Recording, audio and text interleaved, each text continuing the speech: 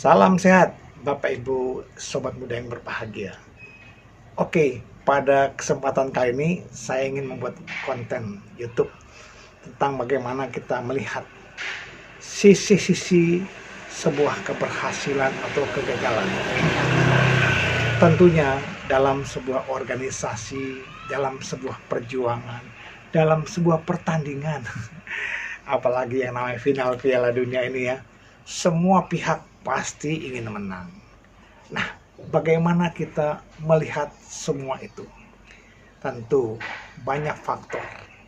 Di sini kita lihat bagaimana sebuah kekuatan, kelemahan, peluang, dan hambatan yang bisa kita miliki, yang bisa kita punyai, bahkan yang bisa menghambat loh. Maka itu sebagai pelajaran. Kegagalan-kegagalan yang pernah kita alami, ambillah hikmahnya. Jangan sampai terulang kembali. Tentang gagal kita, tentang keberhasilan, pasti kita ingin berhasil dan ingin mengulang kembali.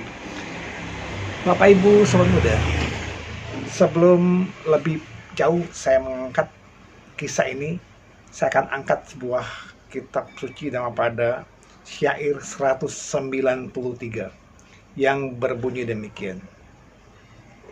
Sukar untuk dapat menemukan manusia yang mempunyai kebijaksanaan agung. Dan orang seperti itu tidak akan dilahirkan di sembarang tempat. Tetapi dimanapun orang seperti itu lahir, maka keluarganya akan hidup berbahagia. Bapak Ibu, coba kita lihat bagaimana kekuatan kita dalam menyebarkan agama Buddha, dalam menyebarkan kebenaran. Kebenaran yang kita ingin tebarkan, yang ingin kita sampaikan kepada umat Buddha, yang pasti kita harus lihat kekuatan kita. Apa saja kekuatan yang kita miliki? Yang pasti, sudahkah kita memiliki latar belakang pendidikan yang mumpuni? Karena apa? Karena ini akan menunjang tugas kita sebagai Dharma Duta. So pasti seorang yang sudah mencapai gelar yang dia inginkan harus didukung dengan banyak belajar, banyak membaca, banyak berdiskusi dengan para bijaksanawan. Yang pasti dia harus mempraktikkan dharma yang sudah didapatkan. Bukan sekedar dihafal lalu diingat saja dalam dirinya, tetapi harus juga dipaparkan, disampaikan sambil kita mengasah kemampuan, mengasah penyampaian dharma. Bisa dengan belajar berceramah, dimulai dari level yang kecil kepada anak-anak sekolah minggu, kepada remaja, kepada pemuda dan umum. Juga beranikan dirilah untuk memulai membuat konten YouTube. Untuk apa? Untuk mengembangkan kemampuan yang kita miliki. Disinilah kemudian kita harus punya semangat dalam memebarkan dharma. Bapak Ibu Sobat Muda, ketika ada panggilan, ketika ada permintaan untuk membabarkan dharma di berbagai tempat, jangan sekali-kali kita melihat faktor materi. Berapa materi yang akan kita dapatkan? Jangan. Kenapa? Karena ini adalah kesempatan emas untuk kita mengembangkan kemampuan kita sebagai Dharma Duta. Ambillah. Lalu coba. Bagaimana di sana umatnya, bagaimana kemampuan masing-masing yang dimiliki oleh para umatnya, kita akhirnya bisa memahami.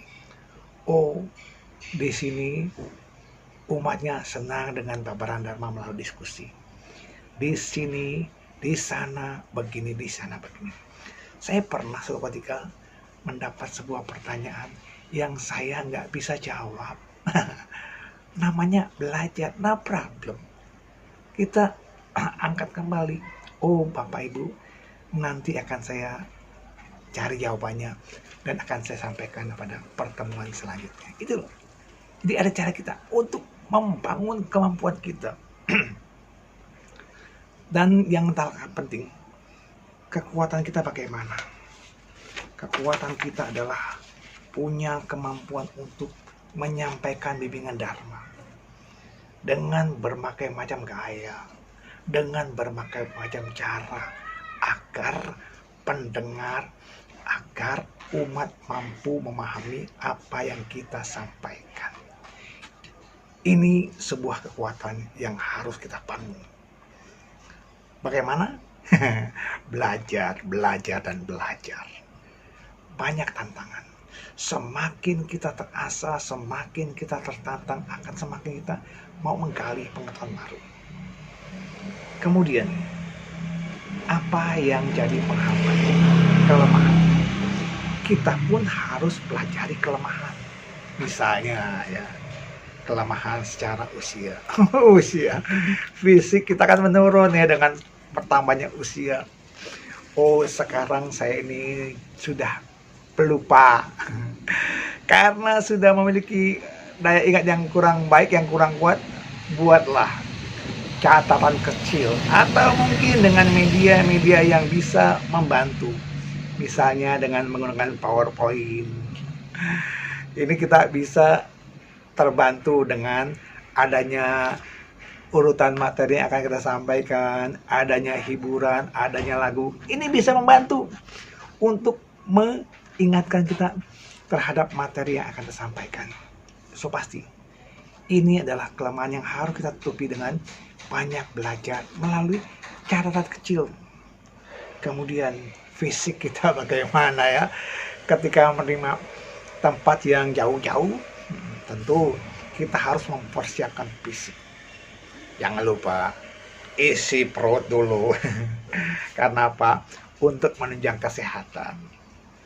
Nah, bila kita berkendaraan motor, lihat, bila hujan, berteduh dulu. Oh, saya harus mengejar waktu. Boleh, siapkan jas hujan. Jangan lupa perut jangan kosong. Itu kita harus ingat bagaimana kelemahan kita. Lalu kesehatan. Kalau memang kita dalam kondisi yang kurang bagus, kurang fit, makanlah obat-obatan, suplemen tambahan. Ya misalnya kita sedang flu saat ini, cobalah konsumsi suplemen yang cocok. Tapi ingat, jangan makan obat yang membuat Anda ngantuk dalam perjalanan. Ini kurang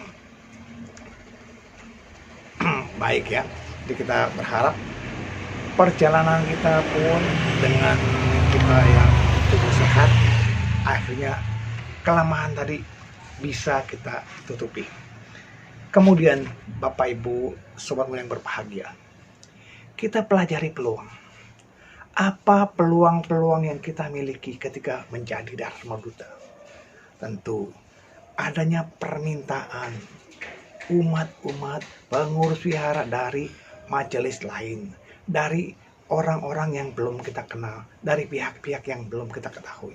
Silakan kita terima undangan tersebut sambil menanyakan bagaimana tingkat usia umat yang akan kita hadapi, bagaimana level pengetahuan yang umat miliki. Ini perlu agar apa? Agar ketika menyampaikan materi kita pun tidak kebingungan.